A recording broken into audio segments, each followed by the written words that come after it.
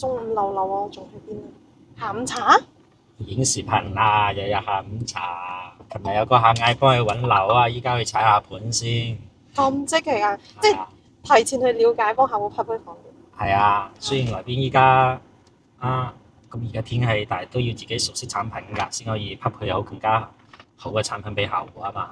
喂，曾經個營銷總我點解而家要即係咁勤力去服務客戶嘅？點解放得低面子嘅？唉，嗰啲都大家都係過去式啦。依家各行各業依家喺度捲，咁我哋都要努力去服務好啲客戶㗎。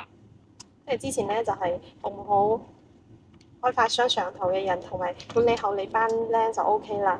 而家嘅話就要去到一對一服務係咪？係啊，有冇心理落差？咁又冇，我又唔去偷唔去搶。好有成就感反而係啊係啊，如果啲客戶買到自己中意嘅樓，好咁自己都開心啦，而且又可以幫啲客戶去避坑，而且唔係所有客戶都係做呢行啊嘛，因為畢竟行有行規。